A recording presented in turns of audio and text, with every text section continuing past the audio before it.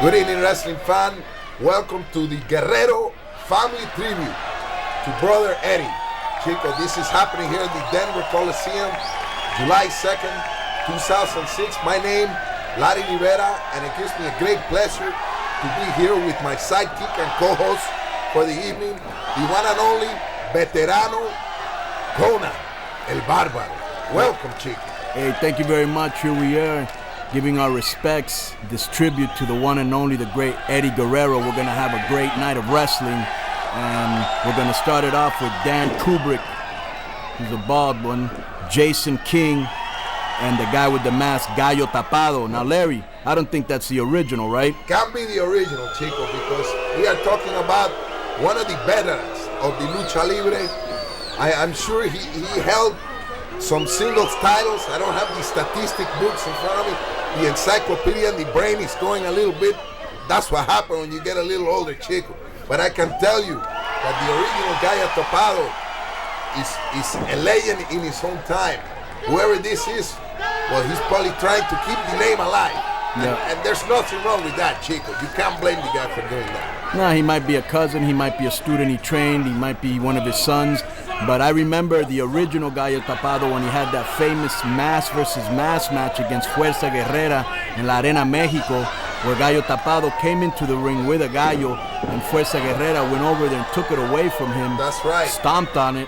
Had a lot of complaints from the Animal Control Center down there, Animal Rights in Mexico City. But in a great match, Fuerza Guerrera destapó, took the mask off of the original Gallo Tapado. So that's another reason we know this isn't the original, because once you lose your mask in Mexico, it's all over. Yes. And the Mexican division of the SPCA, Chico, I'm sure was doing backflips when they see the gallina there in the corner. But regardless of that, Chico, this is a three-way match we are seeing here tonight between Gallo Tapado, Jason King, and Dan Kubrick. Well, I'll tell you what, this is going to be a great night, because I already heard that in the main event we're going to have the Guerrero brothers, and that in itself makes it a great tribute show. I haven't seen them wrestle together since I started in the business. Gallo Tapado already starting off doing some Mexican movements, so to speak. He's starting to play around with the opponent to start to get the people into. That's right, Conan. You know what it takes. You need to get the crowd into your match very early, so they are ready and prepared to go crazy for the rest of the night.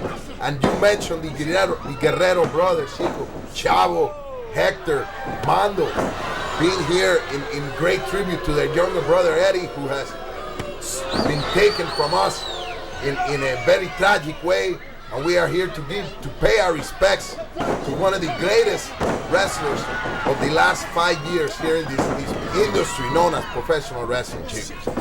Well, Eddie Guerrero, great inspiration to many, not just Latino wrestlers in general. He broke a lot of those stereotypes in wrestling as far as how tall you have to be, how much you have to weigh, even the stereotype that there is in wrestling against Latinos. He broke every stereotype there was and went on to become one of the biggest stars in the history of WWE in a very short time. Gallo Tapado showing some of his Mexican movements as he's exchanged arm drags with this Dan Kubrick, and right now sweeps the legs, goes for a cover, and there they go in the old wrestling position stance. Jason King sneaking up from behind. Reverse atomic knee drop sending the chuck to the spinal cord.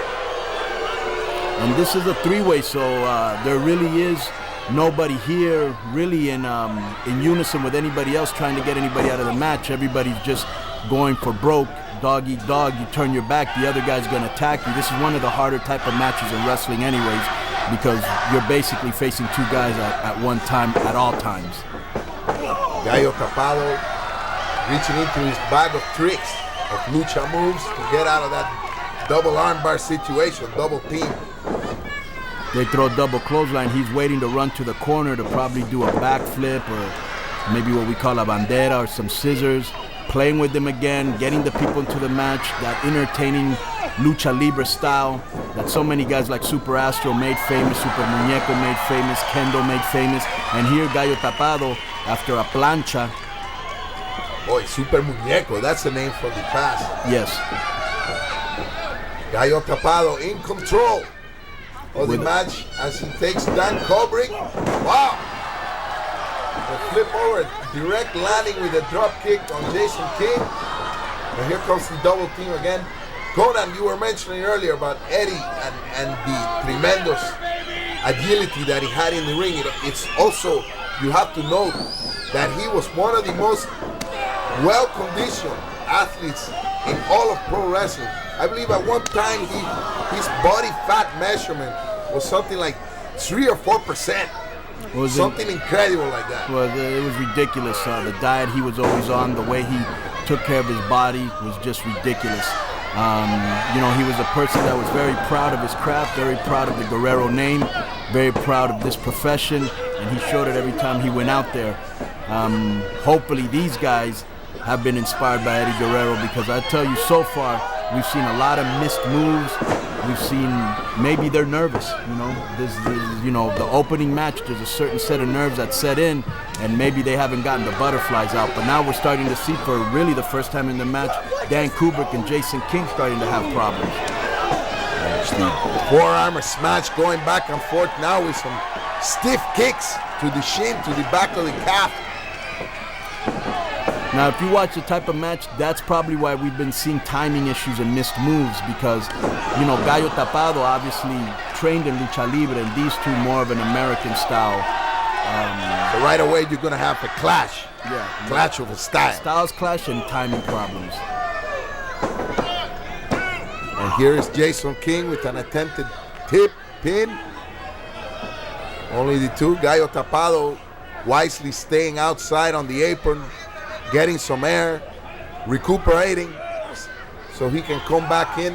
And the rules here are you can come in, double team, go out when you want.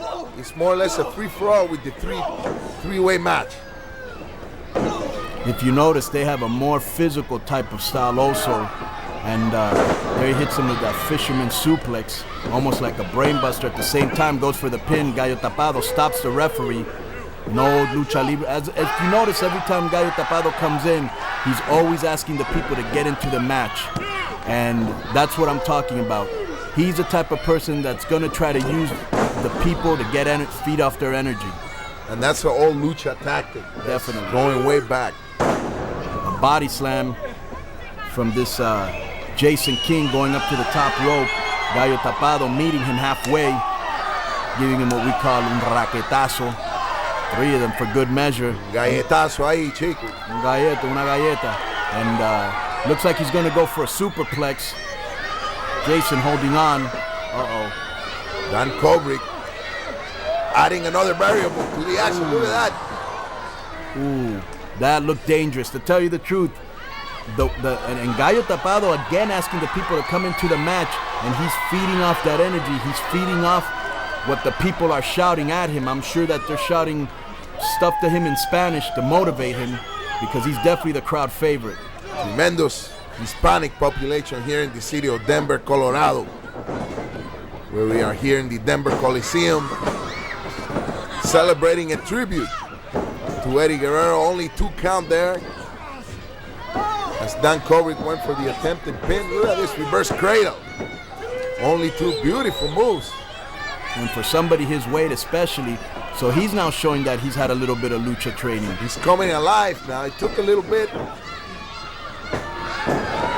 He just hit him with a hurracarrana. And to tell you the truth, that's it. That's it. It's over. It's over. He surprised them, and we have a winner. Gallo Tapado does it for the Hispanic fans on the Eddie Guerrero tribute show, Larry. Winner of the first match of the evening, the 3-way encounter between Gallo Tapado, Dan Kubrick, and Jason King. You are looking at the winner, Gallo Tapado.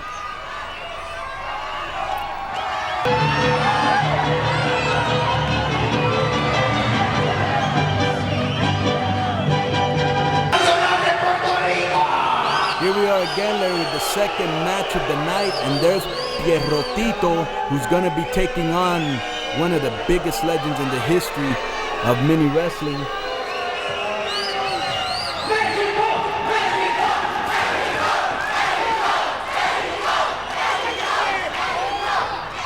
Here we are, Larry, with the second match of the night, and there's Pierrotito against the big mini legend himself, Mascarita Sagrada, really the wrestler that put Mini Estrella Wrestling on the map.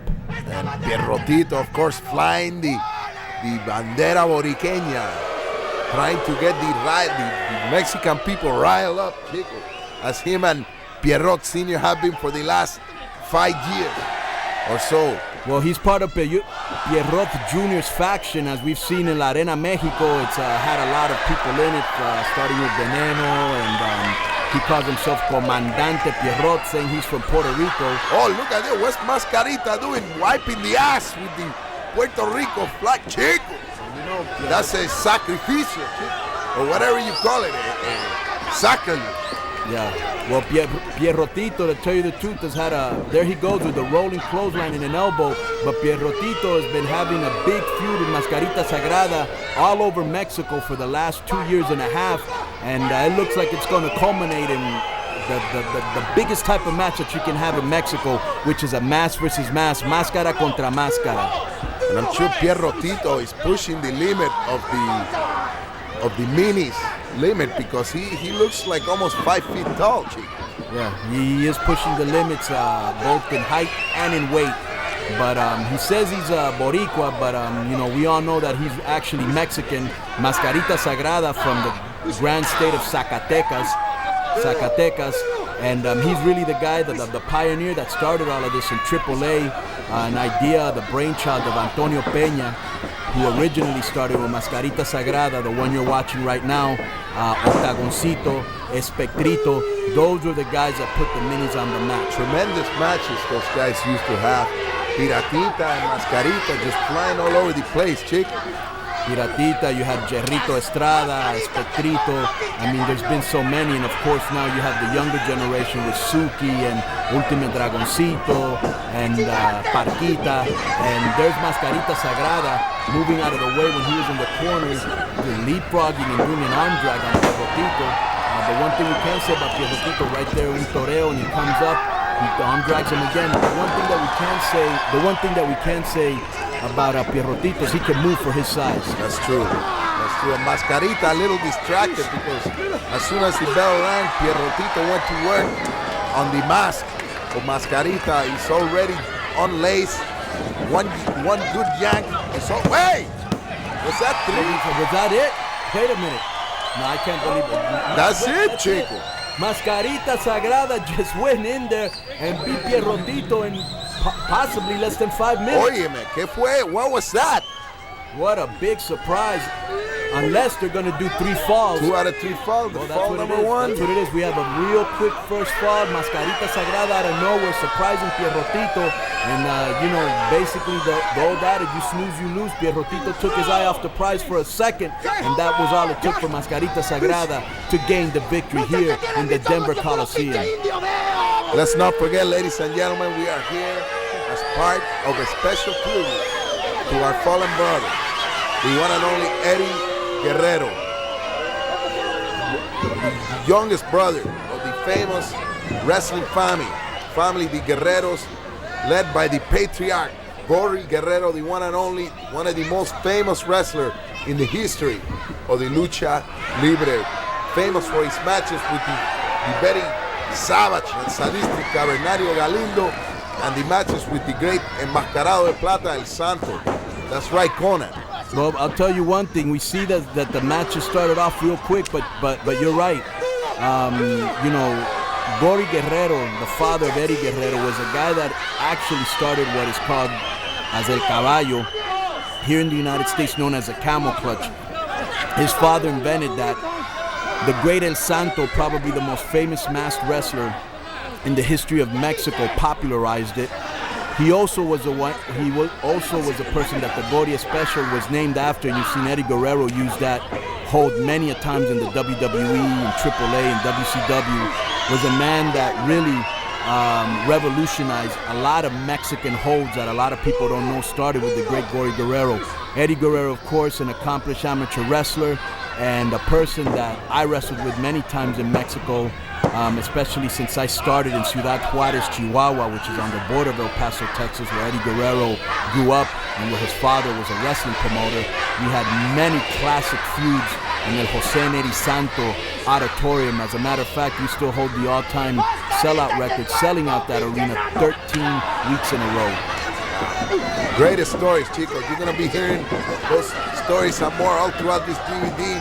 Back to the action now. We have Pierrotito Jr. and Mascarita Sagrada. Pierrotito throwing around Mascarita like a little muñequito, brother.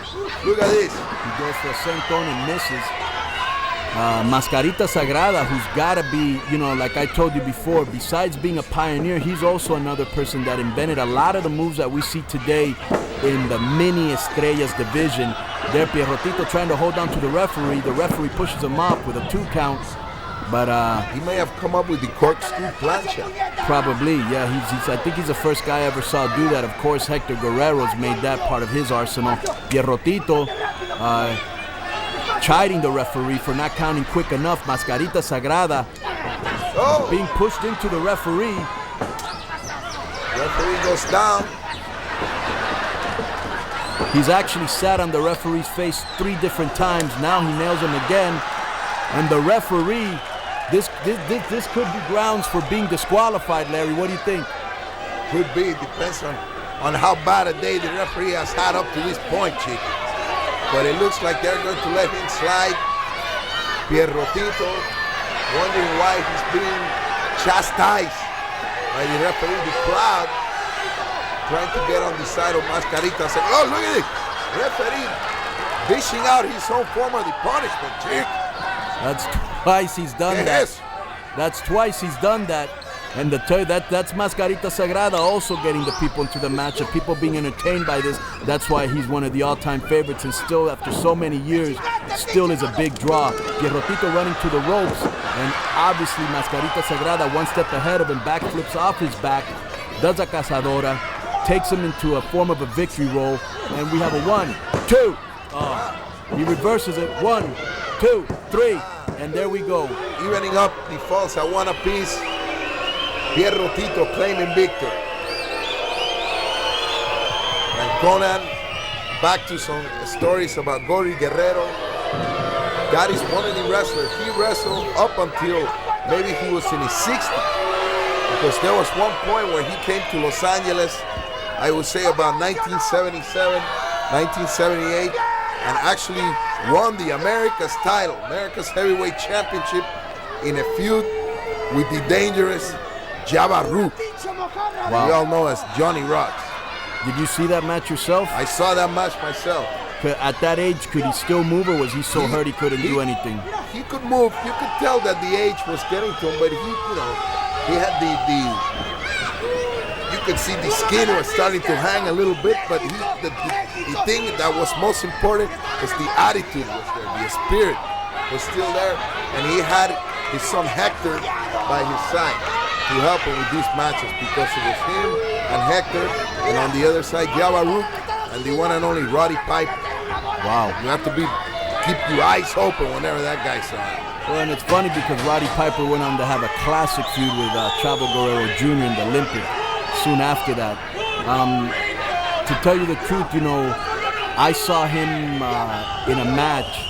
It was videotaped. I wasn't there live. I saw him in one of his final matches in El Toreo de Cuatro Caminos down there close to Naucalpan in the state of Mexico, where it was him, El Santo, Blue Demon, and Black Shadow, and they were going up against Los Misioneros de la Muerte, which of course was Negro Signo, Navarro, El Signo, and El Tejano. And it was incredible to see him even at that age still doing some things.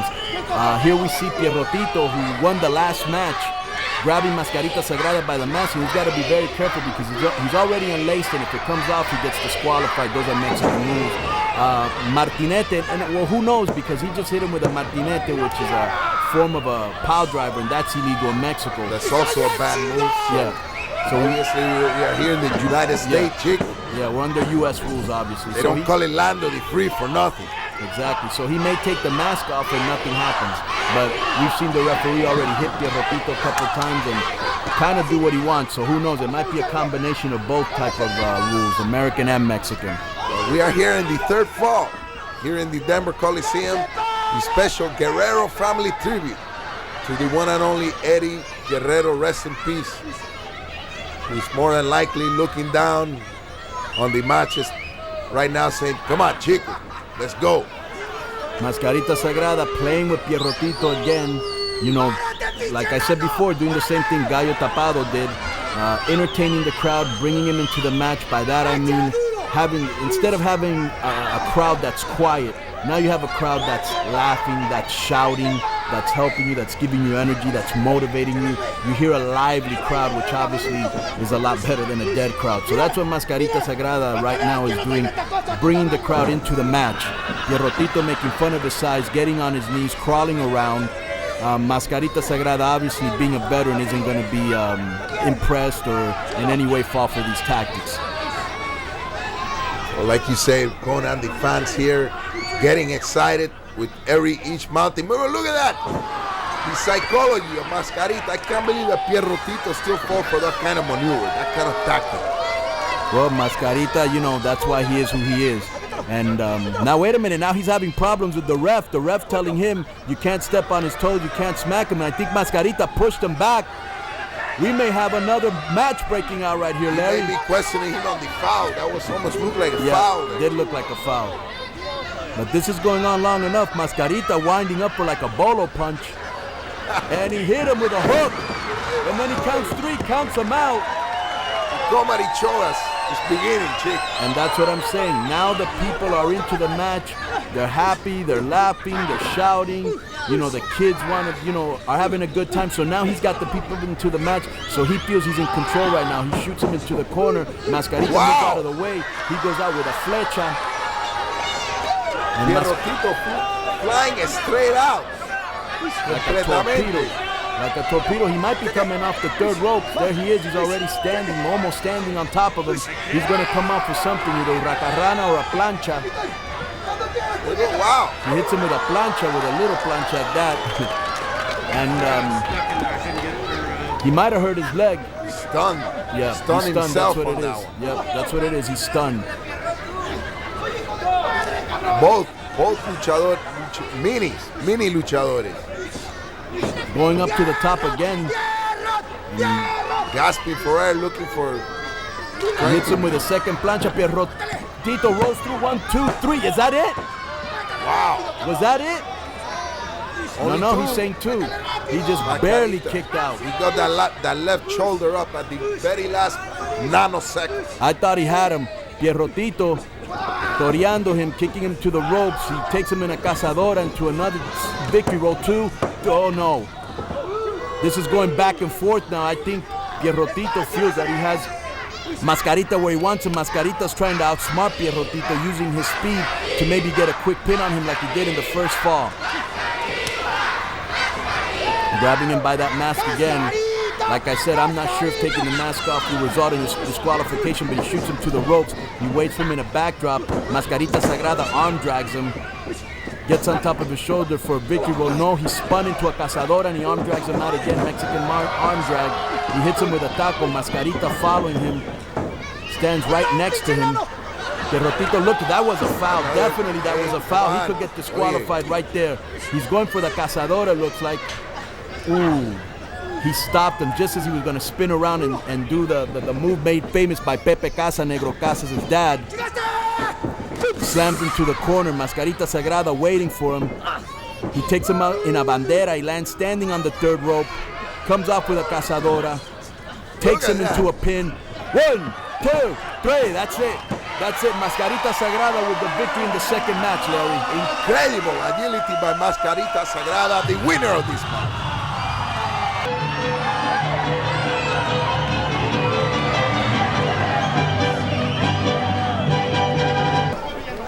Here we go, wrestling fans. Our third match of the evening. Great tag team action coming your way as Los Chivos, Cayam, and Lima de Oro take on the Casas brothers, Felino and Heavy Metal. no strangers to you, Conan. Well, really none of them stranger to me because Cayam and Enigma de Oro, two guys that were trained by their dad who was also a wrestler. I wrestled with them in Ciudad Juarez, Chihuahua when I was wrestling with Eddie Guerrero, believe it or not. We were a tag team against them on many occasions.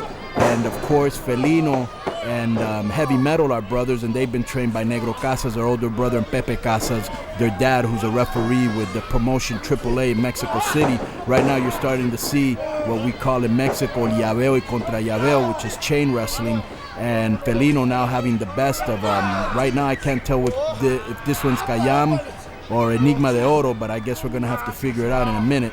I'm going to say he's Enigma de Oro because he looks like he has a gold belt on. And Conan, you bring up a very important point that the lucha libre is such a part, it is so ingrained into the Mexican society that it becomes a part of the family, Chico. You have a famous luchador father, he has a couple of kids. The chances of that, if they are sons, if they are boys, or even girls, that they grow up to be wrestlers, is very strong, very high percent. Well, you know, we've got so many different wrestling families in Mexico. You know, we've got Los Villanos, we have Los Brazos, we have Los Hermanos Dinamita, Máscara Año 2000, Universo 2000, Cien Caras. We have the Morenos, Cynthia, Rosie, Esther Moreno, and their brother Oriental. We have the Casas, Negro, Felino, Heavy Metal. Too many to mention. Yeah, we've had so many. You're right, but it's so part of the Mexican wrestling tradition. And as you see, Felino, and I believe, I don't know if this is Cayam or Enigma de Oro, but it looks to me like it's Enigma de Oro, is pushing Felino into the ring, into the ropes, but he's switched and he gets hit with a face buster. And this is the third match of the night. We've already seen two great matches, and this is the third match of the night, Larry. You see Enigma de Oro making the transactions with Cayam, Irish whip, Felino avoiding the drop kick, coming back with a big elbow across the back. Cayam. You know, as I was telling you before, Larry, I wrestled against Cayam and Enigma de Oro in Ciudad Juarez with Eddie Guerrero. As another time we wrestled with Rayo de Jalisco as our partner, and they had as their partner Ari El Diablo Romero. And I also wrestled against Felino's brother Negro Casas on many occasions. Eddie Guerrero and Negro Casas used to have some of the greatest matches you could ever imagine. They were so far ahead of their time because they were two of the only wrestlers at that time that were asked to wrestle in Japan.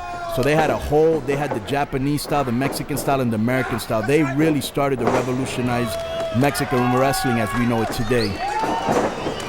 That's right, Conan. Here we are at the great tribute to Eddie Guerrero, along with the Guerrero family, Hector, Bando, Chavo, and the great Gory Guerrero, who is now resting in peace as well up in the great ring in the sky. And in the ring right now, you have Villano and one of the Chivos, Los Chivos, Cayam.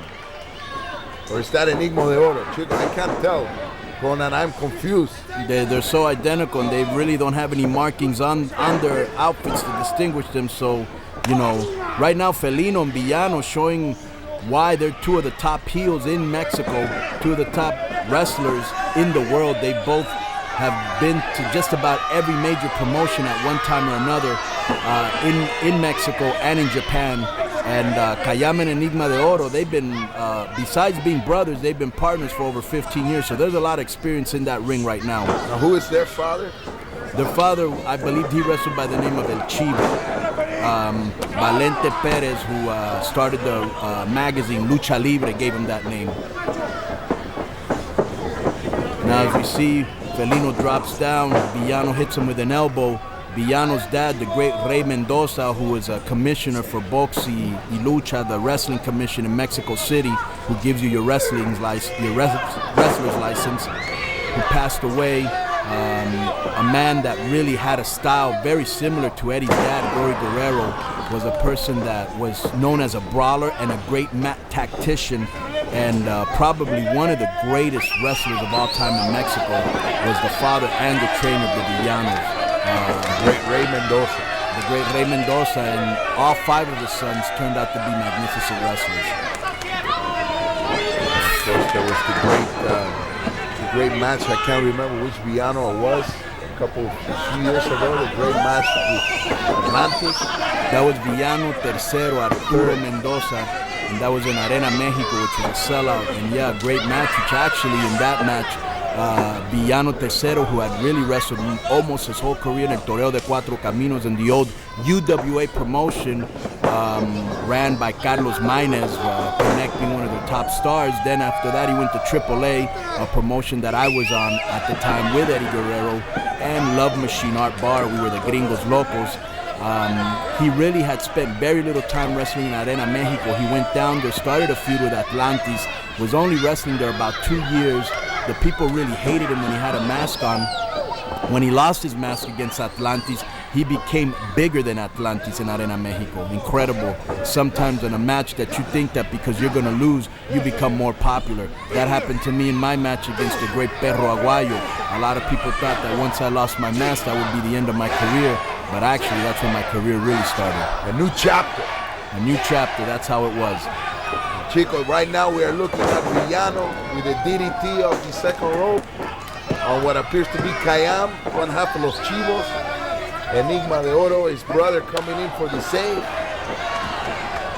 Action picks up here in the Denver Coliseum. I'll tell you something else, because, you know, this is the Eddie Guerrero tribute. You know, Eddie Guerrero was a person that always made sure that, you know, he helped out anybody that wanted some help in the dressing room. And why is that important? Because there were a lot of veterans in the sport when I broke in who wouldn't help you, who wouldn't teach you anything about the business.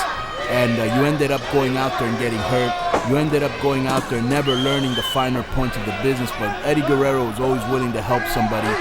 Another thing that I remember about him is, if you remember, Larry, what's considered one of the greatest pay-per-views of all time when worlds collide at the sports arena. April 1994. April 1994. You might have been there. I was there, Chico. Yeah. Top in the nosebleed seat. That was an incredible night. That was an incredible night. And a lot of people rate the match that Eddie Guerrero and Love Machine had against Octagon and El Hijo del Santos, one of the 5 greatest matches of all time. It was a great match. The whole pay-per-view was great. But I think Eddie Guerrero sealed his legacy in the United States, because that's when he started to open eyes, especially with Paulie Heyman from ECW, that was very interested in bringing him and Love Machine in as a tag team. Unfortunately, Love Machine passed away, and Eddie Guerrero ended up signing up with WCW. The heat in that match, the amount of crowd passion, and the way that they react during that One Worlds Collide, particularly during that match, is unprecedented. And if you notice, they almost get in a fight with the crowd. Yeah, well, if you remember, I think someone insulted the family of the Guerrero, and Eddie went after that guy. Well, if you remember, we were the Gringos Locos at that time. Me, Eddie Guerrero, and Love Machine. I was in a cage match against the legend Perro Aguayo, and also as part of our Gringos Locos. That's incredible. Now that I think about it, all 3 Gringos Locos that were in that match passed away. Luis Piccoli, wow, Art Bar, and Eddie Guerrero. In that match, I was wrestling Perro Aguayo, and they all came out because the fans were getting so passionate, they were getting so aggressive, that they came out during my match to try to calm the people down. But Eddie Guerrero, with that infamous Guerrero temper, on live TV jumps into the crowd and starts going at it with a fan. I had to jump over the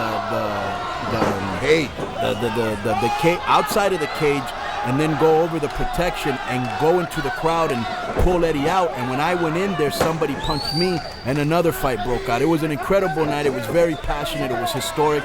And that was the old Gringos Locos. Everywhere we went, we got the people kicked up into a frenzy. If you haven't seen that pay-per-view, I really advise that you see it, because not only did you see a young Eddie Guerrero and a great young Love Machine, one of the greatest tag teams that I've ever seen in my life, but you also saw a very young Rey Mysterio Jr., Psychosis, La Parca, Conan, Heavy Metal. It was an incredible night of wrestling, and the United States had never seen anything like that before, and it really woke up their eyes to what is now known as the Cruiserweight division, which is really Lucha Libre. One of the greatest afternoons in Lucha Libre history, at least here in the United States. And back to the match at hand, here we have Felino Casas, hijo de Pepe, hermano de Negro, as he is in combat in the middle of the ring with one half of Los Chivos, the Cayamo Enigma de Oro.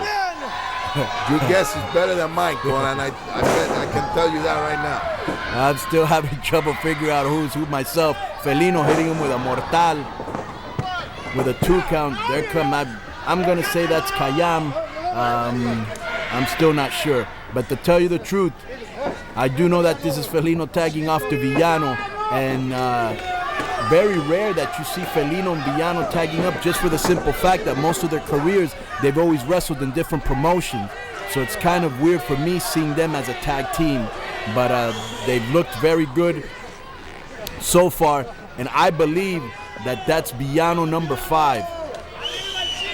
It looks like he's gonna superplex one of those Chivos off the 3rd, but no, the Chivo was a step ahead of him, pushed him off, came up with a senton, and he missed. Okay, here's the move we've been talking about. Well, it looked like he was going to put him into La Tapatía, made famous by Rito Romero, as we call it here, the surfboard. And Felino, who's looking in very good shape, hitting him with an elbow right around the groin area. And it wouldn't surprise me if that's exactly where it landed. In Mexico, again, and obviously we're not using Mexican rules, that's grounds for an immediate disqualification. Getting close to foul territory. Exactly. Now we see Villano, such an accomplished wrestler on the mat, and just a plethora of holds. Somebody that I learned so much from, right there, putting one of those famous Mexican holds on, again, looks like it might have been Kayam. And again, the Villanos, as you say, members of the UWA promotion that was very popular in the early to mid 80s, and of course El Canek there, and one of the famous matches where El Canek body slam Andre the Giant in the Toreo, the Naucapan. Well, who can forget that, Chief? Well, you got to remember, that was a place where Canek became historic. Why? Because they would bring in all the foreigners and feed them to Canek. Canek, another wrestler that would feed off the people's energy. And it was funny because he was a heel, a bad guy, a person that the people hated in Mexico City. But every time the foreigners came in, they loved him. And it was almost like a graveyard for them. He beat Tatsumi Fujinami there. He beat Antonio Inoki there. He beat Big Bam Bader there. He beat Stan Hansen there. He beat Andre the Giant there. He beat Hulk Hogan there. He beat everybody that went into that arena. Needless to say, the king of the Toreo was the one and only Canek. As you see, Felino with the sleeper hold on, I believe, is Enigma de Oro. Villano, they're looking on. Canek now wrestling in Arena Mexico with his younger brother, Canek Jr. There's almost been a rush of family members wrestling now in Arena Mexico, father and son. You've seen Dos Caras Jr. You've seen Tejano, who passed away unfortunately a couple months ago, but his son Tejano Jr. now wrestling there. Lismark and his son Lismark Jr. So a lot of people, following in their father's footsteps. It never ends. Psicodelico Jr., another guy that's there, so he's there with his cousin Dos Caras Jr. And right now, as you know, Larry, wrestling bigger than ever in Mexico City once again. After having a couple years of a dry spell, it's huge right now. La Estrella right now. The Star, La Estrella, very, very famous double. Oh, wait a minute, the referee thrown into the middle of the Estrella to break up the hold. That's basically what was done by Villano. He couldn't withstand the punishment anymore on the ligaments of his knees, so he threw the referee into the middle to break up the hold. They both take him in a double rana. Getting close to the 10-minute mark in this match. And it's just back and forth, and that's what I alluded to before. So much experience in there. This was not going to be an easy match or a quick match for none of them. As you see right here, Felino holding one of los chivos for Villano. And I mean, they've been working on these guys for a while now, and they still haven't been able to get the pinfall on him, hitting him with a raquetazo, a chop, one of those Ric Flair style chops, shooting him to the ropes. Villano need him in the back. He turns around, hits Villano, he falls off the apron. Felino shoots a clothesline, another clothesline. He hits him with a tope. Larry, he hit him with a tope. Felino looks like he's gonna fly too. If the no.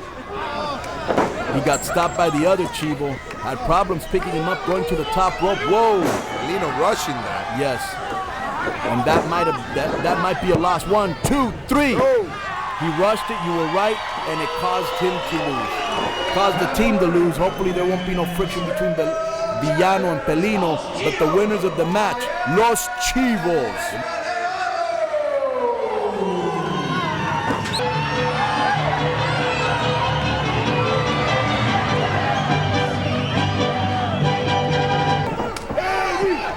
Larry, here we are again with another great match. An interesting combination. We have Silver King, ex-Black Tiger, the brother of Dr. Wagner Jr., with Art Flores, Turi, as his friends call him, a great friend of Eddie Guerrero, somebody that Eddie Guerrero trained, somebody that Eddie Guerrero brought in the WCW. He wrestled that Spider. He was almost like a bodyguard, but in real life, they were best friends. Turi was at his bachelor party, actually threw his bachelor party for him. I was there with him in El Paso, Texas, before he married Vicky. And just want to say un saludo to Turi, which I'm sure he's going to be watching this tribute. And they're going up against two of the members of Los Perros del Mal, Damien 666, ex-Ultraman, and Mr. Aguila. And now Silver King coming into the fray, and everybody starting off a little bit aggressive, but that's the way these four like to wrestle, Larry.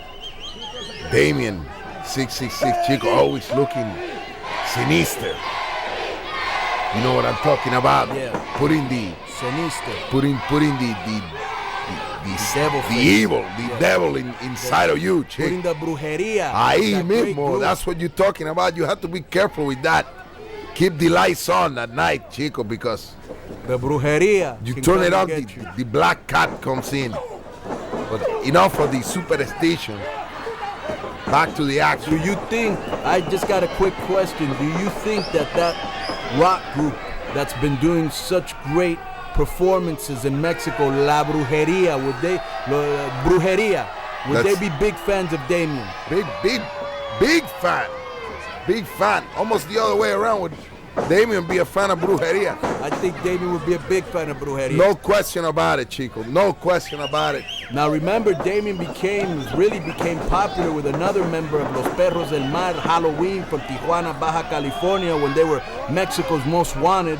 You were there narrating a lot of their matches in the old XPW. That's right. Also known as friend Kevin Kleinrock. La Familia de Tijuana. La Familia de Tijuana. That's usually when they would wrestle with Psychosis of Rey Mysterio Sr. But when they were together, they were basically known as Mexico's most wanted. And Los Perros del Mal, as I was mentioning before, Halloween, Damien, Mr. Aguila, Perro Aguayo Jr., and Hector Garza, probably the most popular wrestling group right now in Mexico. I mean, their merchandise is just off the hook. Their hats, the shirts, everything. You see the four-way mayhem happening in this match as was predicted, with this kind of talent, this kind of craziness, this kind of chaos is going to erupt in the match here, right here in the Denver Coliseum, as we are doing the Guerrero family tribute to Eddie Guerrero. Well, I'll tell you something. Silver King, who was one of the youngest wrestlers ever to go to Japan at 17 years old, went at a time when it was very rare that Mexican wrestlers got called to go to Japan. Now, you know, it's become very regular, but back then it was very difficult. He did at 17 years old, but we also got to remember that he was trained by the legendary Dr. Wagner, who was his dad. And he still has the tremendous upper body development, the musculature. Many hours spent in the gymnasium, doing the bench press. Also remember, I don't remember exactly what his name was. I believe his name was El Dorado, but he's the guy that played the lead Mexican role with the mask on in the movie Nacho Libre. Silver King. Very big part. Very big part. Very good money. Very good royalties. Good for Cesar, and Silver King. And their father, one of the great luchadores of all time, member of La Ola Blanca, along with the Médico Asesino. Exactly. The White Wave, La Ola Blanca, legendary trio, one of the first and most famous trios in Mexican history, setting up other great trios like Los Villanos. You know, I'm gonna put my modesty aside for a minute. Los Gringos Locos and other great trios. And now we see Damien and Aguila working side by side. You have to give them the advantage because they've been working as Perros del Mal for about 2 years now, whereas Silver King and Turi Flores, I'm pretty sure that this might be the first time they've ever tagged up. But you got to remember, Turi was Eddie's best friend, and he's got to be pumped up, he's got to be inspired, and that might lead them to a victory. So besides Turi, are you aware of any other wrestler that Eddie had trained? I don't remember. There was another guy that was a good friend of his in El Paso called Hurricane Hector, who I remember that he also helped train, but I don't think Eddie really had enough time to train anybody because from the minute he got into the business, he was always traveling. I went to his house a couple times. He had a ring in his backyard in El Paso, Texas, and we went in there and trained a couple times, but I wouldn't call him my trainer. But I know he had a ring in his backyard and he used to help people. But the only ones that I can really remember him training was Hurricane Hector, who's in El Paso, Texas. Le mandamos un saludo. And right here, Art Flores, who was his best friend. You see Damien 666 face down on the mat, the famous makeup, the famous 666 scratch across the forehead. Damien, who also wrestled at FMW with a promotion that Onita had in Japan as Ultraman. Ultraman 2000 was very popular. Tagged up a lot with Sabu. Art Flores and Aguila just going back and forth with raquetazos and forearms, and Mr. Aguila definitely from Guadalajara, Jalisco. Really, Art has more experience than Mr. Aguila, but lately Art hasn't been wrestling except for indie shows, and Aguila is probably wrestling nightly. So you've got to give the experience advantage once again to Aguila and Damien, not just because they've been wrestling as a tag team longer, but because Aguila and Damien have been more active in the wrestling scene than Art Flores. Speaking of Damien 666 and Eddie Guerrero, they both were part of one of the greatest nights in Japanese wrestling in recent memory. We're talking about the Super J Cup, the original Super J Cup, 1994. You had Black Tiger, of course, Eddie Guerrero, and Damien 666 wrestling on the same night. One of the greatest nights of lightweight wrestling ever, Chief. Not only that, they had the great Sasuke was there, Liger was there, Chris Benoit was there. Incredible. Guys that just paved the road for cruiserweight fighting as we know it all around the world. Naniwa, the Grand Naniwa. Silver King shooting Damien to the corner, rushing him, gets in a monkey flip. Damien goes flying not too far. He didn't really project him as far as he wanted. He picks up Silver King, sits him on the third rope. Silver King pulls Damien down, throws a plancha on Aguila. Aguila and Damien shoot a double clothesline at Silver King. They wait for a backdrop. Silver King kicks Damien in the face, smacks Aguila, gives a tag to Art Flores. Art Flores pumped up by the fact that this is a tribute for Eddie Guerrero, pumped up by the fact that he's together on the same card as the Guerrero brothers, and pumped up by the fact that he's back in the ring doing what he loves to do. Damien 666 climbing back in the ring. Exchanging chops with Turi Flores, and Turi Flores, you can tell, has not missed a beat. He grabs him by the ears. Turi Flores hits him with a hook to the liver, picks him up, slams him, and Damien might have hurt his back. Duty Flores going to the top, not known as a high flyer. I don't know exactly. You better not get lost up there, Larry. Duty Flores, a big boy, coming down hard on that apron, Chico. Wow. That wasn't pretty. Aguila looked like he was going for a pescado, and Duty swiped his feet from underneath him. When Aguila landed, he shot a clothesline. Duty ducked, and then he hit him with a spinning heel kick. Damien and Silver King in the middle of the ring. Oh, look at Silver King. Oh, man, that's a tribute to Eddie Guerrero. There's his little tribute. Everybody's got their little tribute to Eddie, one of the greatest. One of the greatest this sport has ever seen. Hey, and Eddie and Silver King had some great matches in Juarez and Tijuana and Mexico City. These are two of the best wrestlers that I've ever seen in my life, Silver King and Eddie Guerrero. And I'll tell you what, Larry, Eddie would love the action in this match. Oh, wait a minute, there was a mistake. Damien just kicked the referee outside of the ring. And if there's a pin attempt or count, the ref may, oh no, but he's thrown back in immediately. Silver King takes him with the torture rack, and that's a 3 count. That's it. Silver King and Duty Flores take the match, Larry. Silver King pointing to the sky. Tribute to Eddie, Chico. Eddie. What a great night of wrestling so far, and I'll tell you something, Larry, I'm pumped up.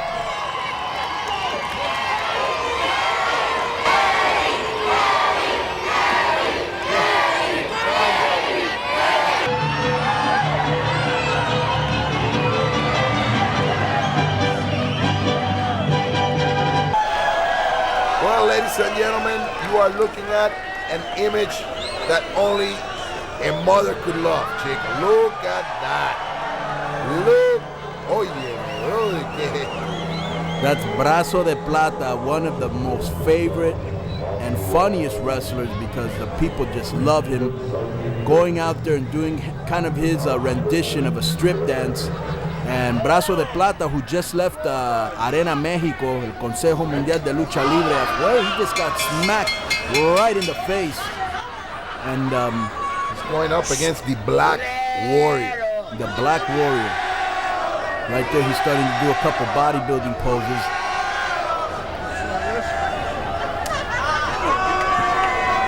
Boy, this Black Warrior leaves a lot to be desired, Chico. Let me tell you something. What is going on here? The partner of the... And Brazo de Plata, every time he gets kicked, giving the other guy... Oh, wait a minute. There he goes. Boom. That's an old Mexican high spot, and the people love that, believe it or not, Larry. They gets them into the match, starts getting the people riled up, people happy, and that's the Mexican style. Right there, he's going to splash them. Boom. I've seen this a million times. Super Porky. And he gives the bodybuilding pose. The people love this, Larry. For maybe American fans that aren't used to Porky, he was in WWE for a little while. They really didn't know what to do with him. They just kept bringing him out with a big piece of ham in his hand. But the Mexican public who grew up watching him understand his humor, and he's a big, big superstar in Mexico. And of course, the background on Super Porky and Brazo de Plata, a member of one of the most famous 3-man tag teams that Mexico has ever seen. We're talking about, of course, Los Brazos, El Brazo de Plata, El Brazo de Oro, y El Brazo, who had a famous match. And not only that, their father, a very famous wrestler, Charito Cruz, and all in all, they were about between Super Brazo, Brazo de Platino. There was about 6 wrestling brothers, and now about 4 of their sons are already wrestling in Mexico. So we're going to see Brazos in Mexican wrestling for generations to come. Bracito. There's even a mini called Bracito de Oro. And this Black Warrior and his partner, like you said before, leave a lot to be desired. If this is a 3-way, they have yet to do anything against each other. It's all been full out against Brazo de Plata. And there was no way that only one of them could have done that suplex. It takes the power of 2. And look at that, the super strength of Porky sent both those guys flying across the ring. This should be a 3-way match, Larry, and it looks like a handicap match. Black Warrior, Chico. And the other guy, Commando Red, I believe. Comandante Rojo. Comandante Rojo. And we're going to see another splash by Brazo de Plata. And I've taken this before, Larry. No picnic. Look at this. Boom. That's it. Still 1, holding 2, everything back. 3. This was a handicap match, and he left one of them handicapped. And another bodybuilding pros, and a tribute to Eddie Guerrero. Porky Schwarzenegger, there you have it.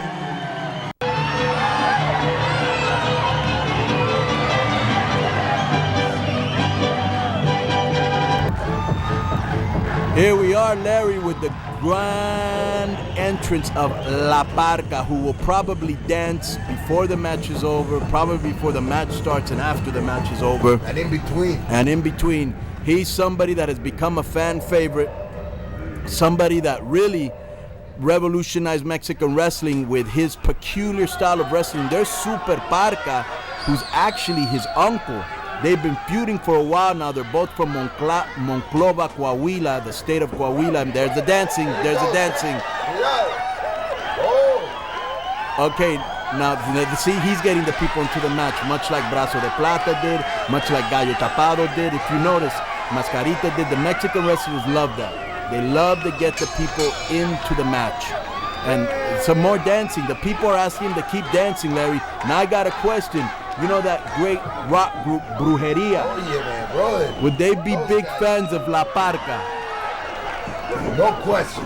I would question about it. I would love to see With the bones and the skeleton and all that, forget about it. I would love to see La Parca and Damien 666 up on stage, just posted up while Brujeria is just jamming out. That would be great. And on Halloween night. Great. You should try to rent their services for a show, Brujeria with Damien and Parca up on stage on Halloween. Incredible. Now Super Parca, as I said before, his uncle, somebody that actually helped train La Parca. They've been feuding for a while. They feuded in Arena, Mexico. They feuded in Tijuana. They feuded in Juarez. It's in Torreon. And they've been drawing, huge crowds everywhere that they've gone because of their aggressive style, and plus the fact that Parca is a fan favorite everywhere he goes. Because this match is something like, I cannot believe like what I am seeing. It's almost like a bad case of overdose on hallucinogenic drugs. That's right. You got one Parca wrestling another Parca. I can't believe it. One in orange or red, the other one in the traditional black and white. And let me tell you something. Volador was Super Parca's original wrestling gimmick. His son Volador Jr., probably to me the best high flyer right now in Mexico City, wrestling in Arena, Mexico. And this is the original La Parca, who had to change his name to LA Park due to legal issues with the originator of the name, Antonio Peña, the president of AAA. So now you have La Parca from AAA with the same exact outfit, and you have LA Park wrestling in Arena, Mexico. But this is the original from Monclova, Coahuila, La Parca, LA Park now as he's called. Almost sound like the case of the imposter Larry Rivera, chico. What happened there? I don't know if you remember that. There was one night, another Larry Rivera come on the TV, chico, and you say, who is this guy? Who was he? But that's an imposter, chico. That was an imposter. I'm not even gonna give credit to that. That's all that's gonna be mentioned about that. So just one Larry Rivera, and it's the one that's with me. Ándale pues. That is absolutely correct. As you see, Super Parca. One Larry Rivera, one of the members of Brujeria. You're a big fan, you have to admit that. Big fan. And we're seeing some Brujeria right here because and let me tell you something that I've seen in many matches between Parca and Super Parca. A lot of times during the match, they will actually exchange masks, and it'll look even more weirder. So if you want to talk about being on hallucinogenics, you should see when LA Park is wearing Super Parca's mask and vice versa. I can't wait for that. Now, Super Parca been wrestling probably about 20 years now.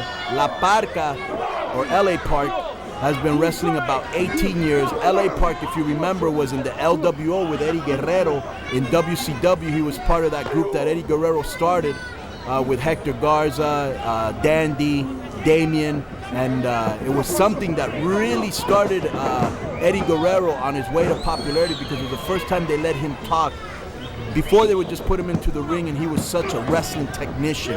But this was the first time that we actually started to see the personality of Eddie Guerrero when he was leading the Latin world order. And as I recall, La Parca was very popular in the WCW, especially with the playing the chair like the guitar, doing the robot movement.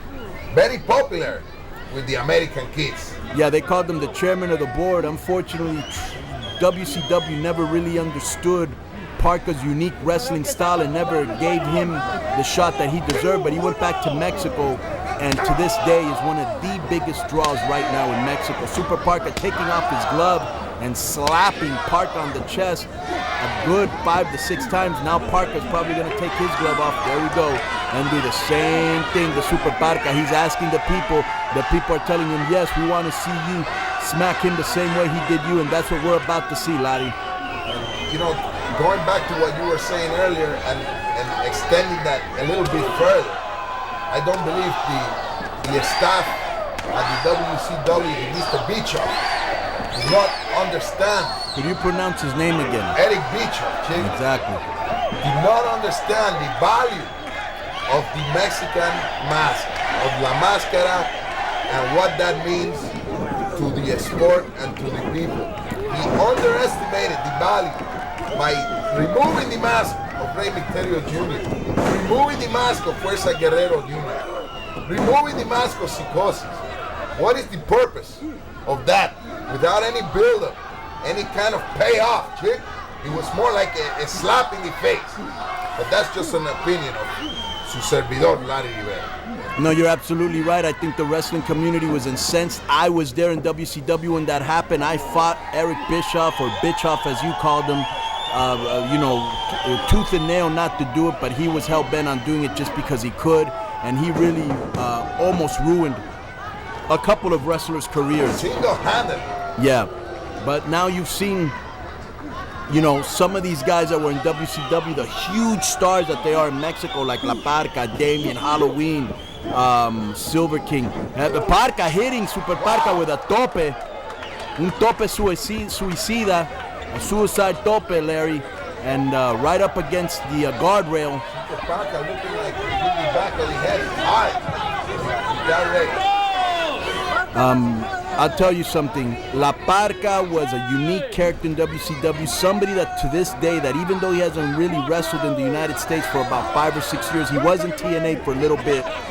People still ask me about La Parca. His unique style was a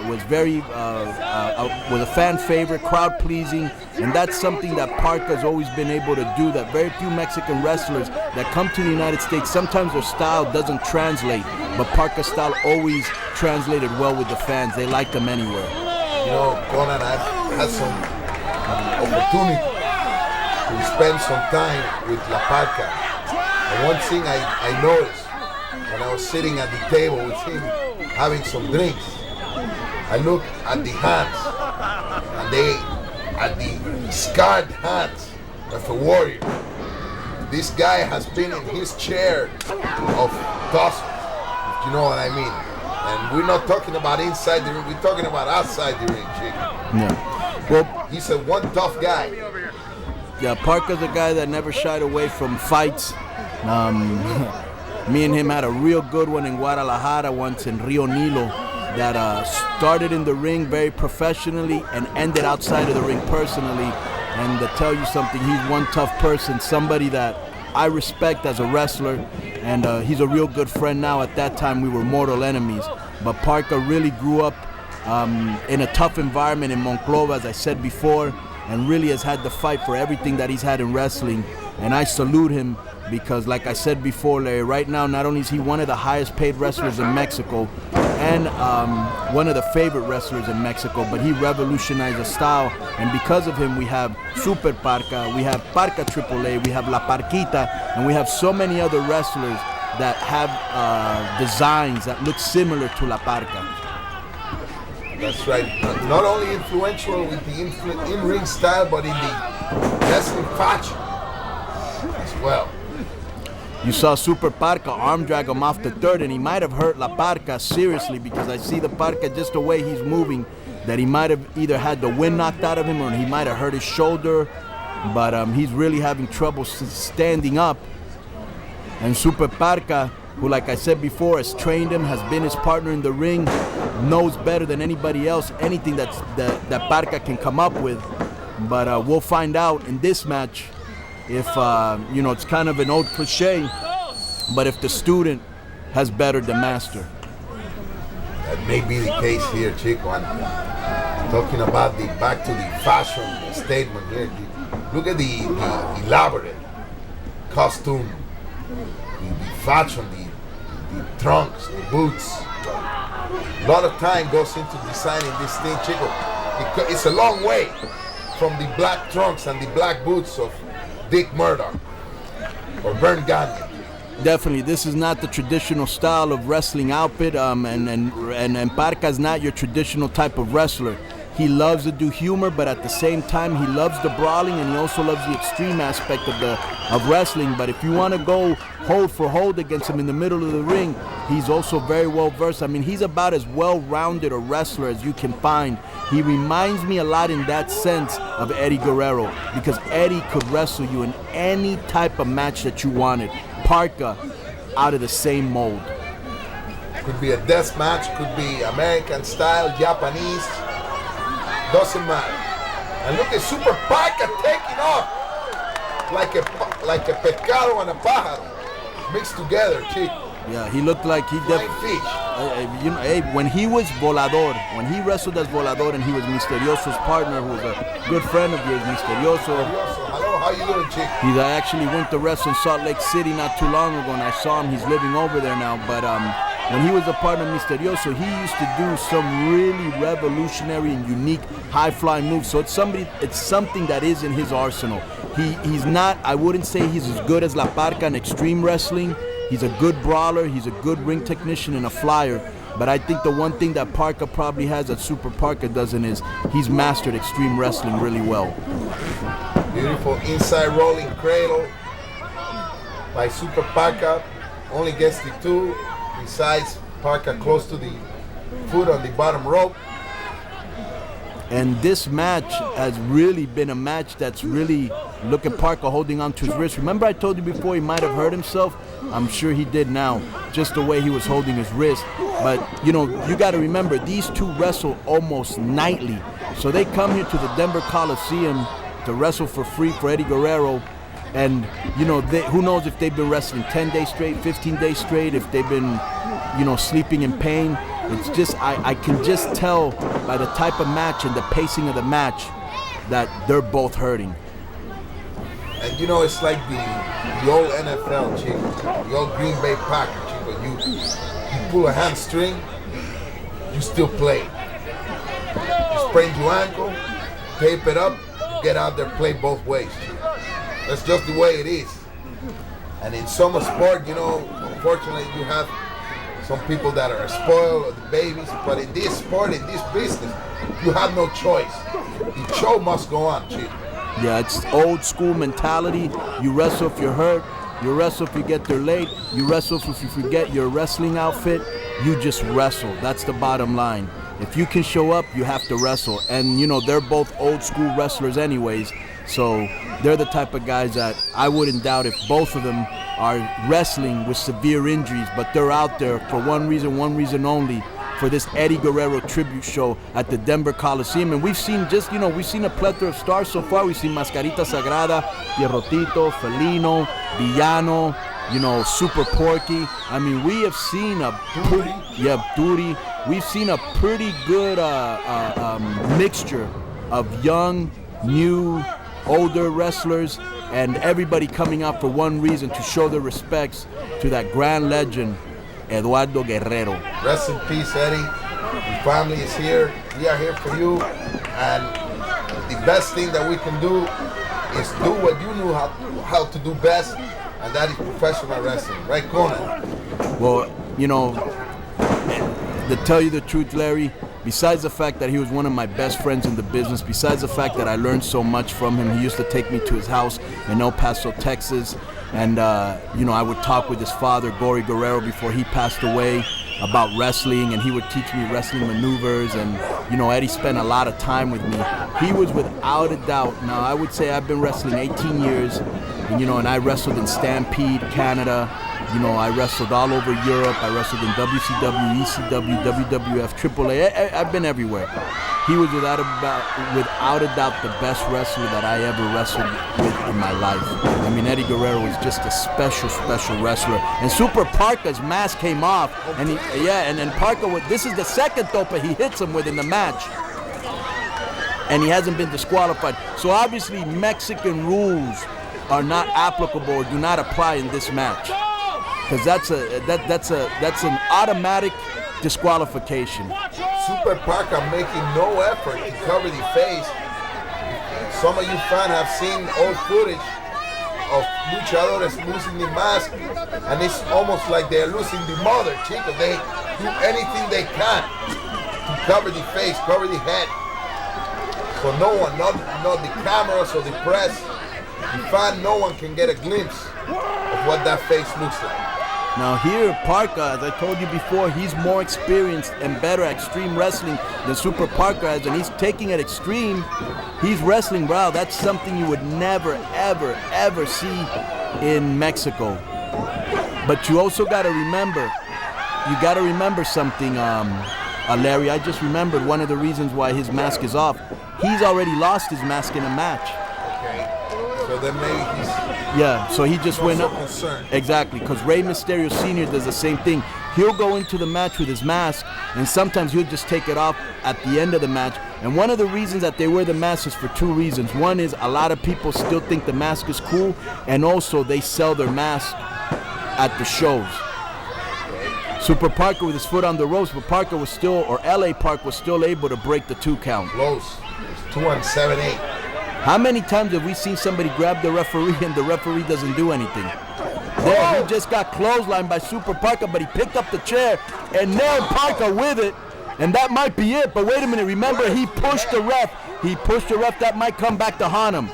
2, 3, that's it. Super Parka. With that brutal chair shot to the head. Super Parka, the winner on this Eddie Guerrero tribute show.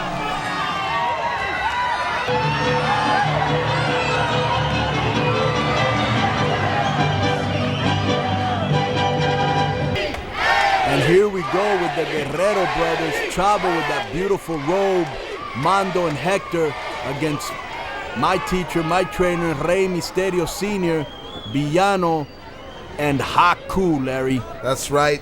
We can call this the main event, but there are other main events on the night, so we'll call it a semi-main event. But it is one of the most important matches of the evening because, whoa, Chico, what's happening there?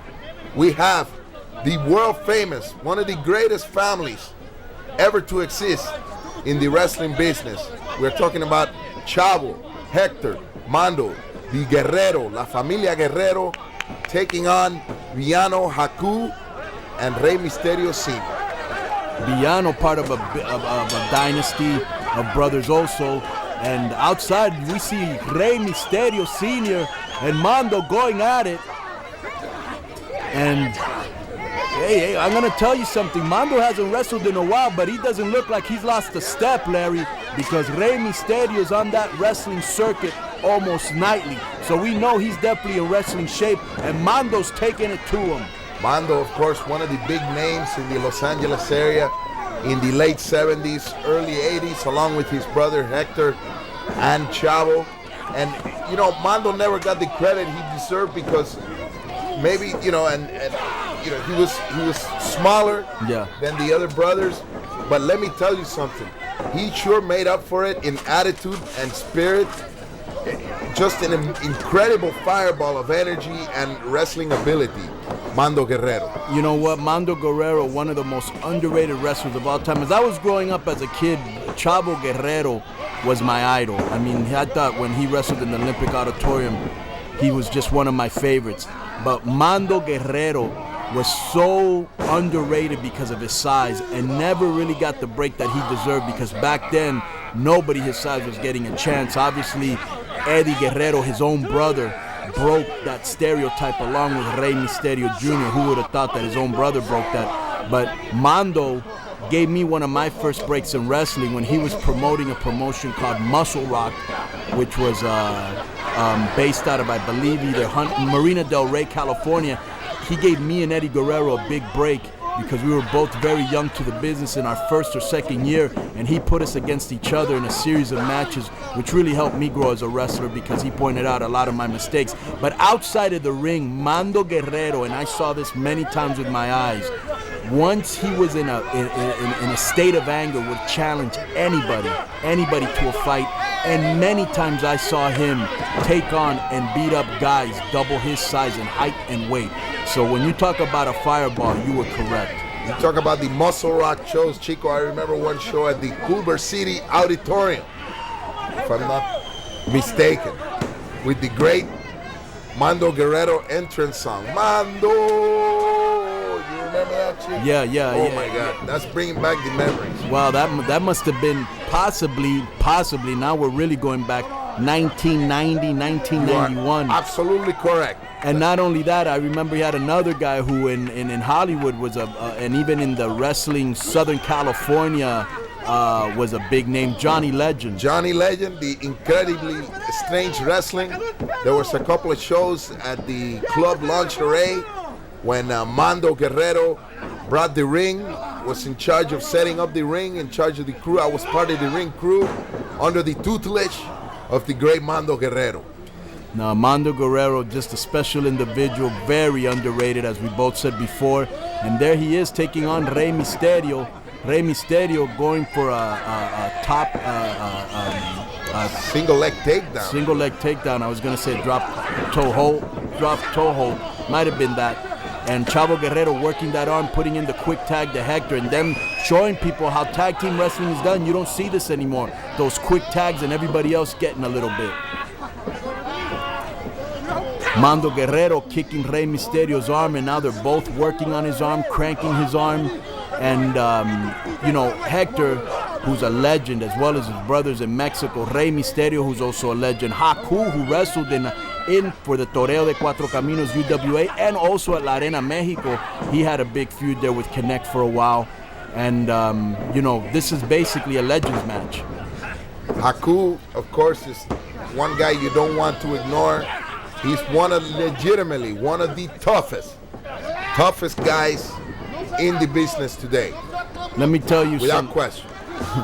I once saw Mando Guerrero and Barbarian almost get into a fight in an elevator in Mexico City where they were both grabbing each other by their throats.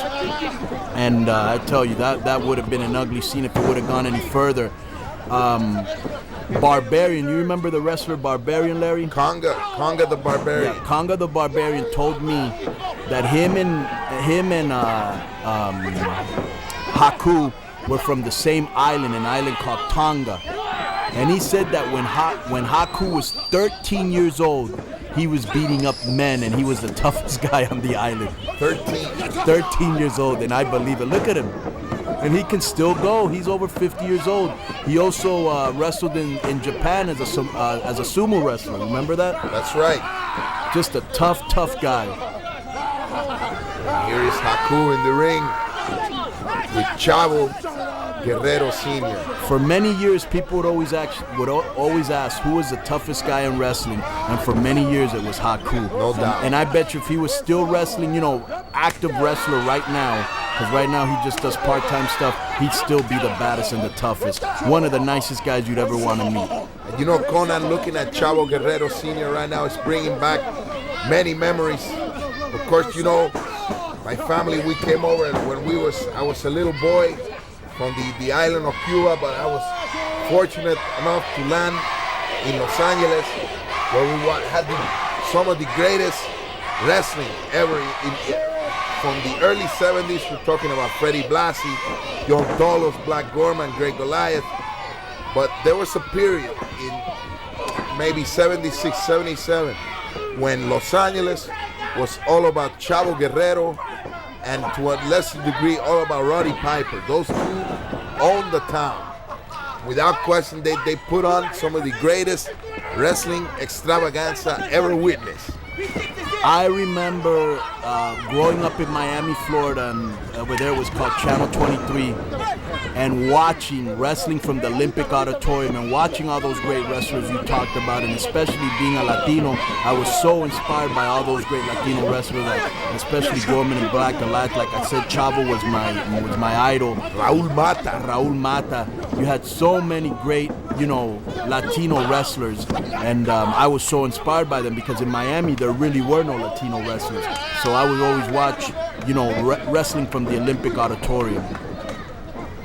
Here you see Hector Guerrero in the ring with Villano Cuatro. Hitting him with a latigo, drop down.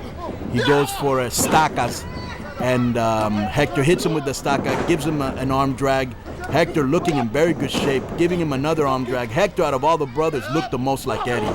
Hitting him with what we call canguros, which is some drop kicks where you land on your back, not the traditional drop kicks. And Hector hits him with a plancha for good measure.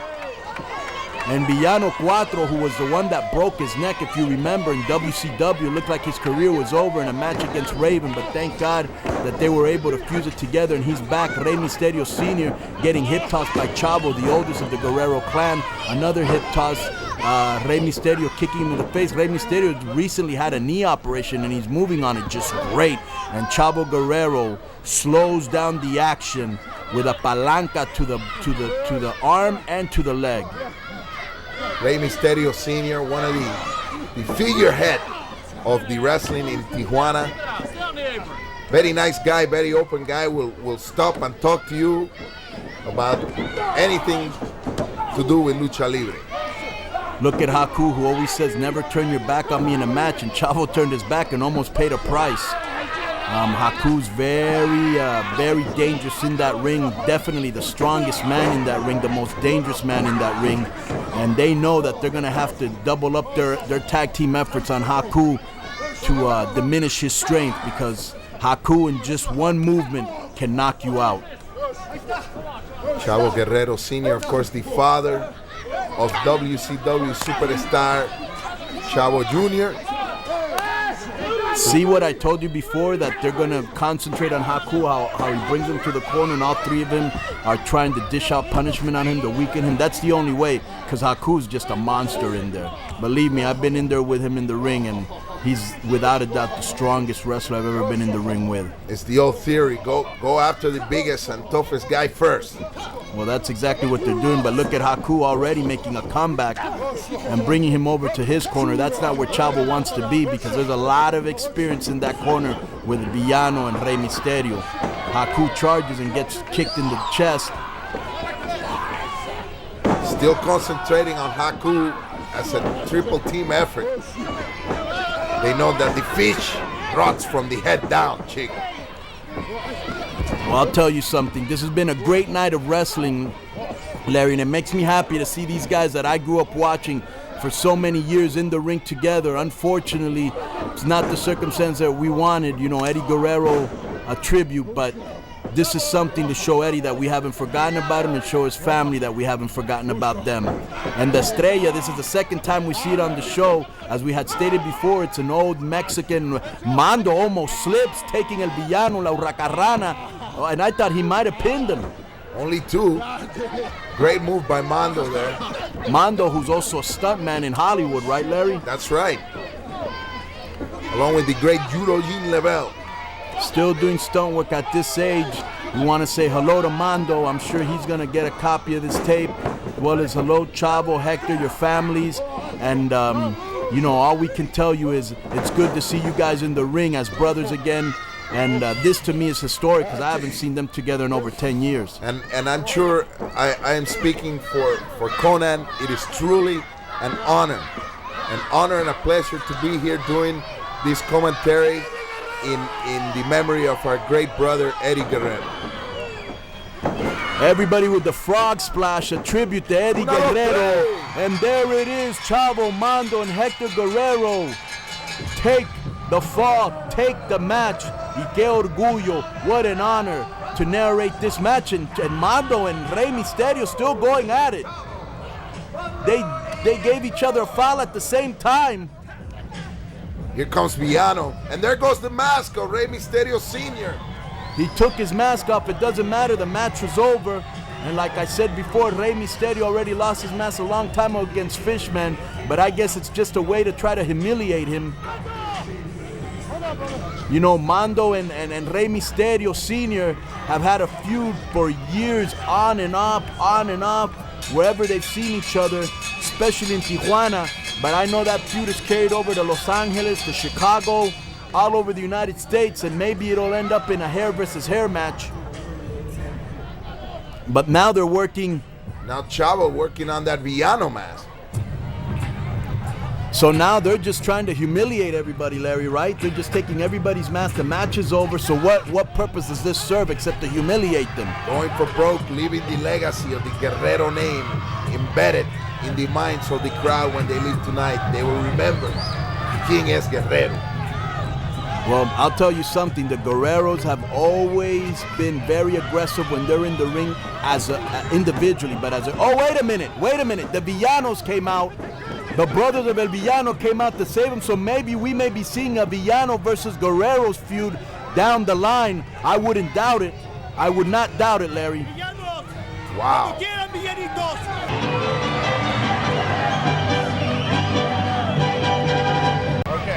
Yo, Larry, here we go with a battle royal. You don't see too many of these in Mexico. You don't see batalla campales too much in Mexico, but you know what? This is a tribute show, so they're breaking out they're putting out all the stops. And this is the American way. You see Villano headbutting the Hector Guerrero continuation from the last match, Chico. Comandante Rojo in the middle of the ring, Chico. There he is. Now, let me ask. A return appearance. Then there goes the Villano and the Guerreros. We saw them before feuding, and we could only imagine that it would spill over into the Battle Royal, and it has. And you know, speaking of Battle Royal, we've been talking about history all night, Chico. Who can forget the great Olympic Auditorium Battle Royals? Every January, starting in 1970, with the first winner, Rocky Johnson. And then Bruno Sammartino after that, Andre the Giant. Incredible history of Battle Royal. But here we have in Denver Coliseum, the tribute to Eddie Guerrero. And we have a Battle Royal. You see Super Porky getting thrown into the corner. Jason King feeling the wrath of La Panza of Super Porky. Let me tell you real quick why those Battle Royals were so cool back then, because they don't make Battle Royals like they used to. Because first of all, you only had one Battle Royal the whole year, and it was that Battle Royal. You knew it was going to be in January. And second, you have wrestlers that didn't wrestle in Los Angeles the whole year, and you would finally get to see them at the Battle Royal, like Bruno Sammartino or Andre the Giant. And a lot of times, you'd get inter-promotional wrestlers, like Bruno Sammartino wrestled for another promotion, which was the WWF at that time. Worldwide Wrestling. And these guys were what, like California NWA, or what were they? That's right, NWA. And he would actually come there just for the Battle Royal. So, you know, it was really special back then. Comandante Rojo, I don't know if he's a favorite of Brujeria, but Comandante Rojo is in the ring doing the damn thing, Larry. He's taking care of business there. He's almost by surprise. Now, whoa! Wow! Haku out of control, Chico. What's going on with him? Here comes that splash. I don't know why they always fall for it, but they did. Aguila and Damien and Pelino hitting Aguila with a headbutt, Haku hitting him with a headbutt, and now Super Porky hitting him with a headbutt. To tell you the truth, I would rather take a Porky splash across my back as opposed to the headbutt. As a headbutt from Comandante Rojo. Now, we've already seen that. We've already. Whoa, Comandante Rojo! That's a surprise. Goodbye, Rojo. You had been telling me earlier you thought he was one of the favorites in the match. That's what I thought, Chief. They are dropping like flies right now in the Battle Royal. Left in the ring, you have Super Parca, Gallo Tapado, Super Porky, Haku, Felino. Okay, if you had to pick somebody, Larry, who would you pick? Right now, I'm going to go with Super Parca. Super Parca. Let me see. There's no Guerreros left. Oh, there goes my bet, Chick. I gotta pick Porky. Though I want to see who's gonna get Haku out. Look at that drop kick. Wow. Could Gallo Tapado win in Denver? I mean, I'm assuming Gallo Tapado lives in Denver. Gallo Tapado, Super Porky, Haku. No way. And Gallo is no match for Haku. No. Look at that. He's hitting with those little jabs. And as our sound engineer over here, who's a big boxing fan, knows, those little jabs aren't going to hurt Haku. Not from that distance. Wow. Haku no messing around. Nah. Him and Super Porky, who actually wrestled together in Arena Mexico, shooting Gallo Tapado to the ropes, and then they take him out with a bandera. So I didn't think he'd last long. You got Porky, Haku, and Damien. Well, they ain't gonna flip him over, that's for sure. And we know Haku's about as strong a wrestler as I've ever seen, but you're just not gonna get him over. Conan telling stories about Haku when he was a little kid. Yeah. 13 years old. Beating up adults on the island, and according to Barbarian, the toughest guy on the island at 13 years old. The island of Tonga. What a clothesline, almost ripped his head off, and now he put him over, all right. I said it would be Haku or Super Porky, so I can't be wrong now. Uh-oh. We're gonna see I think we're gonna see a Super. Yeah, wait a minute, here we This is okay. Here we go. Now remember, Haku was It was a real sumo. Yeah. But and Porky's built like a sumo, that's where it ends. Yeah. But he's got the people on his side. And he knows he's probably got a bottle of Jack Daniels waiting for him, so he's motivated. Look at this. Look at this. Oh, Super Porky by surprise. Left hand, another left hand. Wow. He actually dazed Haku. Haku taking that corner, taking that buckle. And Porky with a raquetazo, a Ric Flair-like chop. And down goes Brazo de Plata. This, I tell you, Larry, this reminds me of the old days of those battle royals that you're talking about in the Olympic Auditorium. When you'd see cross-promotional stars, you'd see wrestlers that you'd only see once a year facing each other. When do you get to see Haku against a Super Porky nowadays? A star from WCW taking on one of the Brazos here in Denver Coliseum, and a big tribute to Eddie Guerrero. We know that both these wrestlers knew and loved Eddie very much. They're pouring their heart out for him right now. Eddie Guerrero used to stay at the same hotel in Mexico City that Haku used to stay in. They used to go to each other's rooms and cook hamburgers at that same hotel. Vampiro Canadiense used to stay at that hotel. Chris Jericho used to stay at that hotel. So him and Haku were like brothers. Here comes Super Porky setting up for the big move. Hey!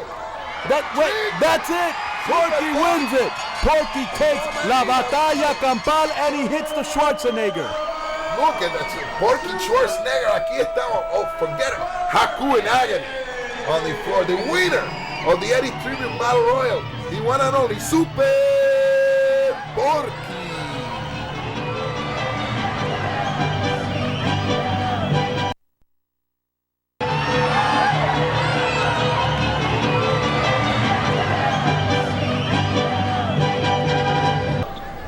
Well, Conan, wrestling fan, the moment of truth has arrived. The main event is now underway, and let me tell you something, ladies and gentlemen, if ever the legacy of a wrestling family has ever been evident, it is right before your very eyes in this ring, because you have the sons of two of the greatest, if not the greatest, wrestling names in the history of Mexican wrestling, lucha libre. We're talking about El Santo, El Enmascarado de Plata, and Blue Demon. People can't even imagine the popularity of both of their fathers. I mean, nothing in the United States, not Steve Austin, not Rock, not Hulk Hogan. There's nothing like it, because their fathers are so ingrained into Mexican culture, it's just very difficult to understand. But they've carried the tradition of their fathers, El Hijo del Santo and Blue Demon Jr., and this is a match that's very hard to see in Mexico City due to wrestling politics. You have El Hijo del Santo, who wrestles for the established Arena Mexico, a promotion that's been around more than 60 years. And then you have Blue Demon Jr., who wrestles mostly on the independent circuit. So he basically wrestles for whatever promotion calls him. So it's very rare to see these two unless you see them in a show in the United States. So this is kind of a rarity, Larry. And like their fathers, the two sons, very, very proficient in the ring. Very trained very well in both aspects of the matches. So when we're talking about mat wrestling and high flying, educated to the highest degree in terms of professional wrestling maneuverability and psychology. Also, another thing, remember that Gory Guerrero was the partner of El Original Santo, the Hijo del Santo's dad. They were called La Pareja Atómica, the atomic pair. They were almost unbeatable when they were a team. They were the standard for tag teams at that time, and that's when El Santo learned the camel clutch, or El Caballo, that was taught to him by Gory Guerrero. Later, you fast forward about 20 years, and El Hijo del Santo and Eddie Guerrero become La Pareja Atómica Part 2, doing what their fathers had done 20 years before, and they were a very successful tag team all over Mexico, especially in the promotion of AAA. And now you're seeing El Santo, El Hijo del Santo, using a maneuver that his dad actually used to use back in the day.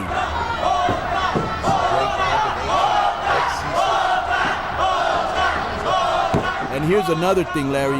He's got complete control of Blue Demon. Blue Demon is like a doll now. He has nothing he can do. And like I said, what's sweet about this is something his dad actually used to do back in the day.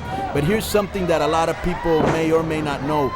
El Hijo del Santo was a huge movie star, and Blue Demon was also a huge movie star. They were actually in movies together, but they never liked each other. Blue Demon in the ring was actually a way better wrestler than Santo. I'm talking about the original El Santo.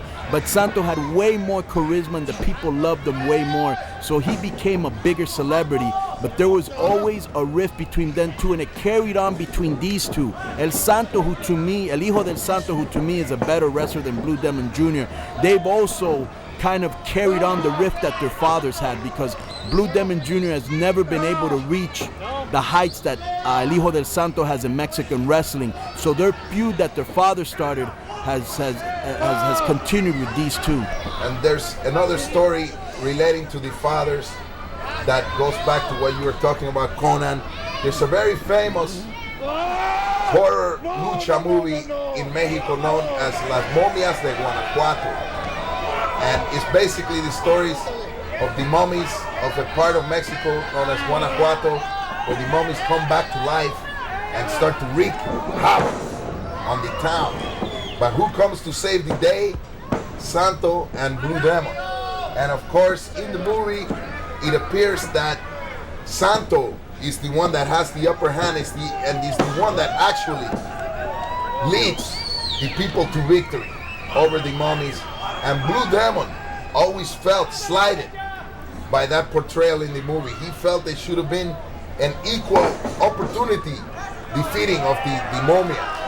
But somehow they make it, they portray as Santo being the one that is the more superior. Well, like I said before, there's always been bad blood between them in the ring. There was bad blood with them in the movie set.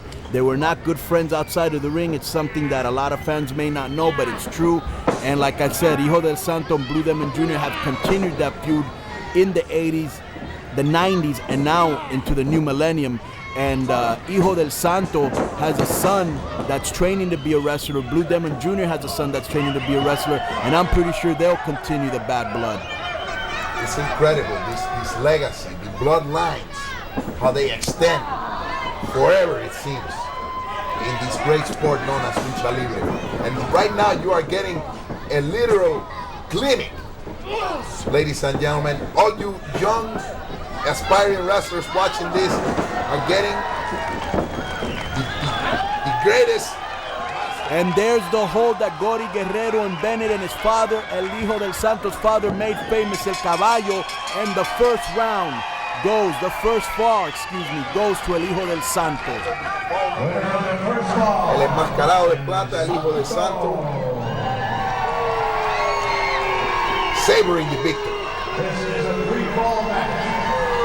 And the people giving El Hijo del Santo an ovation, much like everywhere else that he goes to, because he is carrying on a tradition that is very, very important and very near and dear to a lot of Mexicans' hearts.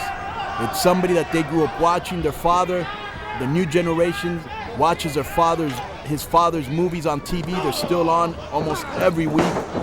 And of course, El Hijo del Santo has started his own legacy. Now, Blue Demon Jr.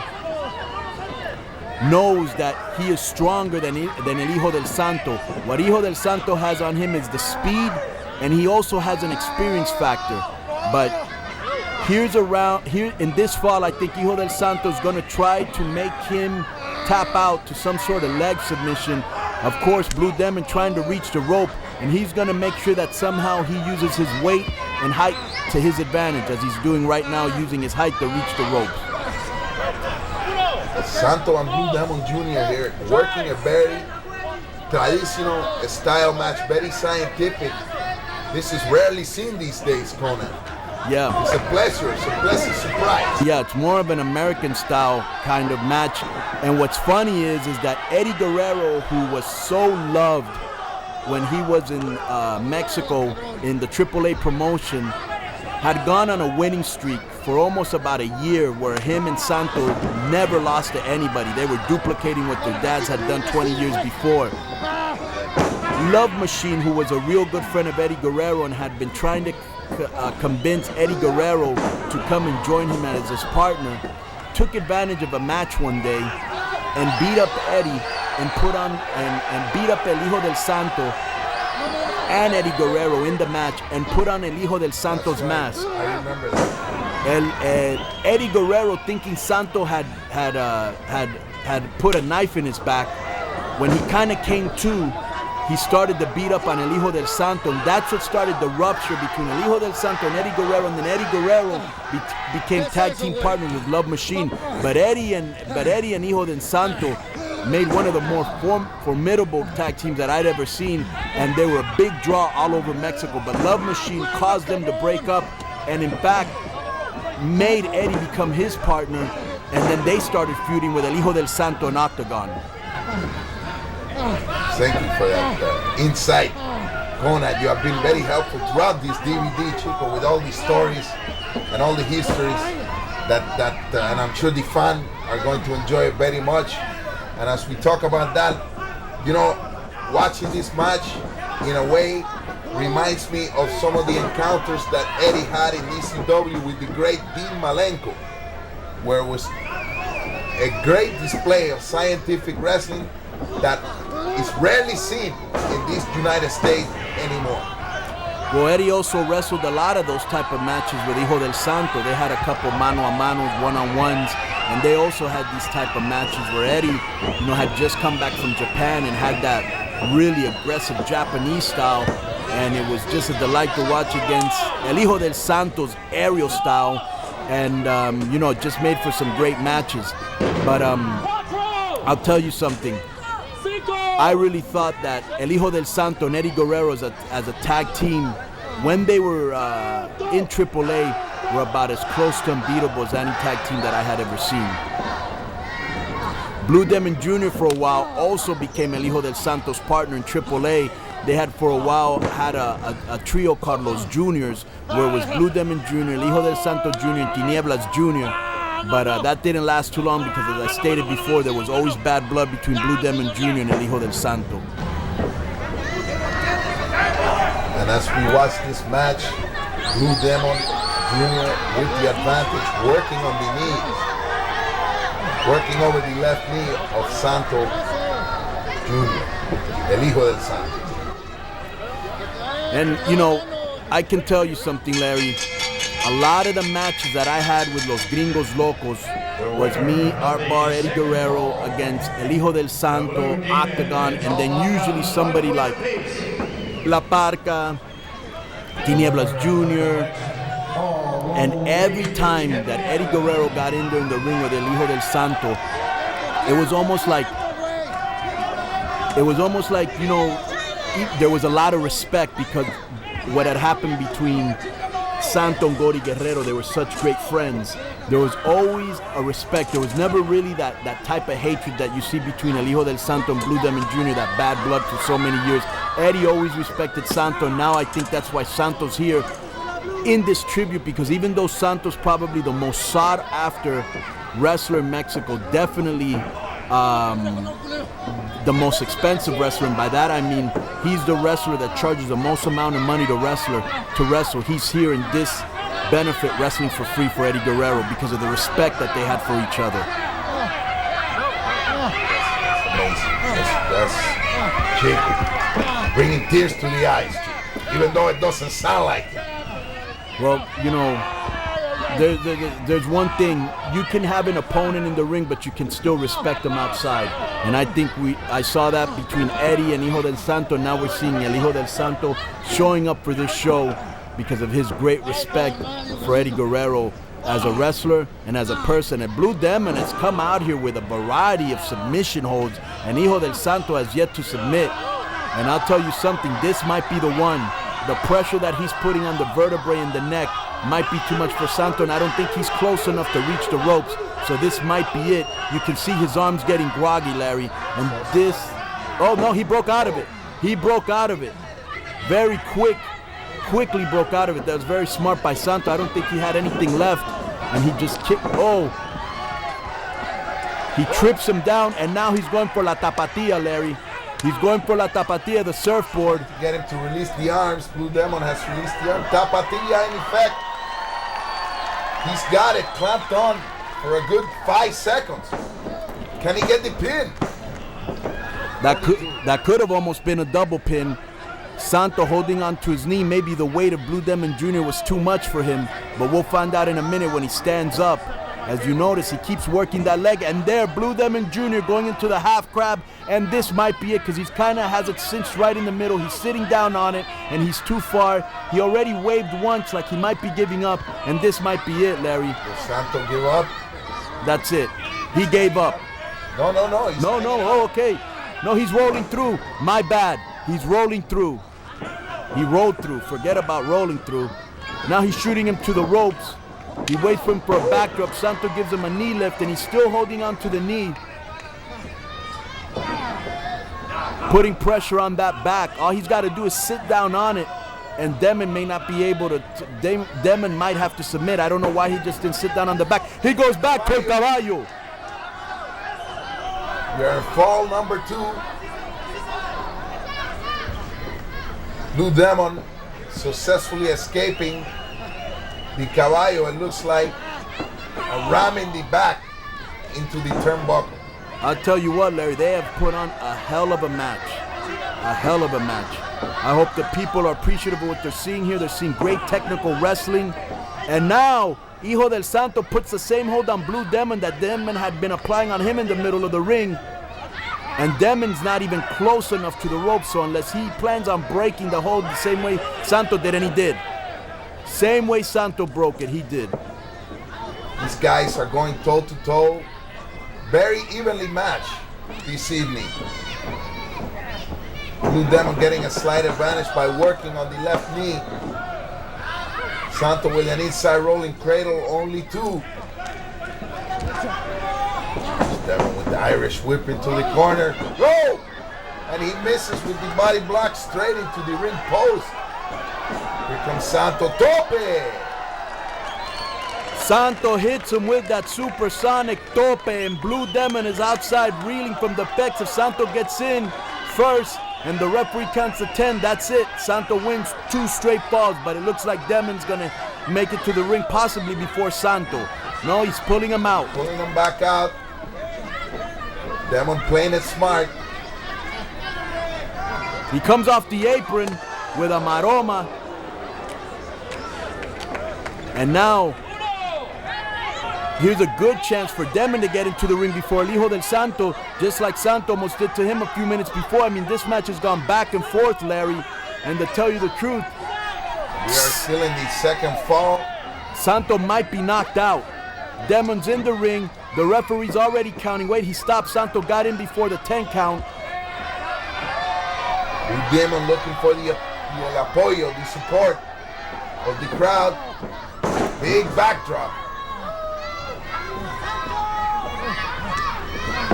Santo gasping for energy, looking for air. He barely made it out of that. 2.5. Body slam. Demon looks like he's going for the top rope. High altitude time, chick. Oh!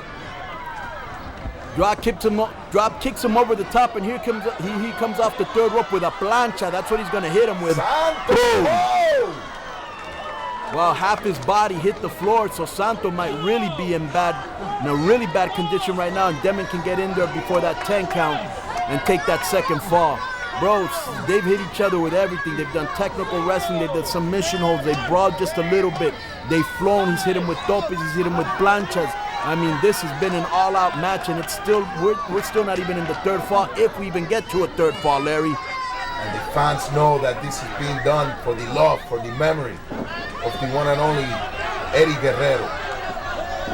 Here with the Guerrero family, Hector, Chavo, and Mando, and the rest of the fans paying tribute to one of the greatest wrestlers of the last 25 years.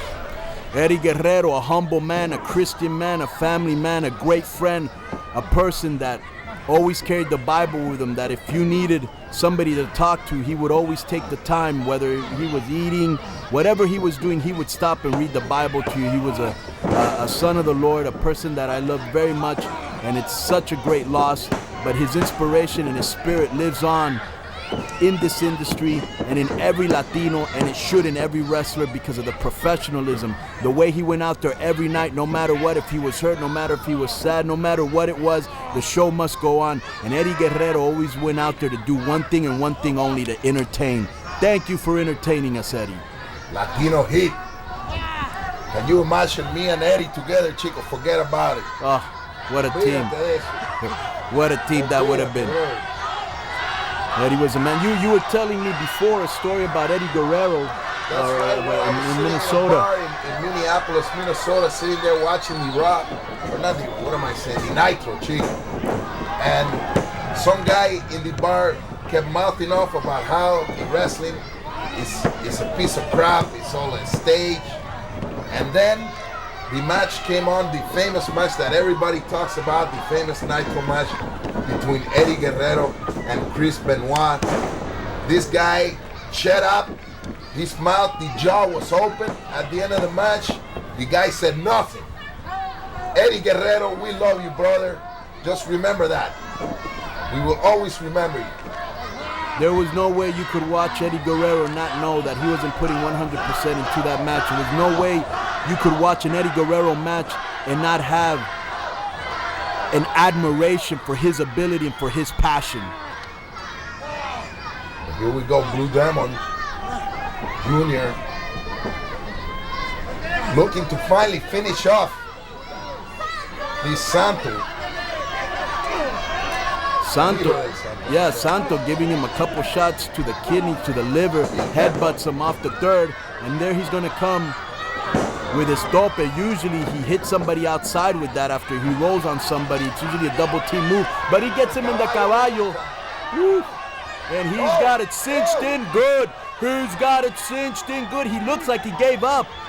Larry, did you not see him give up? He was giving up. That's the... He's grabbed the rope. Santos put it on him at least 3 or 4 times, and the pressure that he's put with the blade of his wrist across Demon's face and nose and cheek. He's got bruises. He's got to have bruises on his face when he takes his mask off. That's a very painful hold. Can you imagine that across the breech of the nose? Yeah, not just on the back, not just on the back, not just on the vertebrae, but when you put the blade of the wrist on the face, it causes bruising. And there Santo takes him. 1, 2, go! Demon switches it, holds onto the ropes, and takes him. Wow! Wow! Is that incredible, Larry? Unbelievable.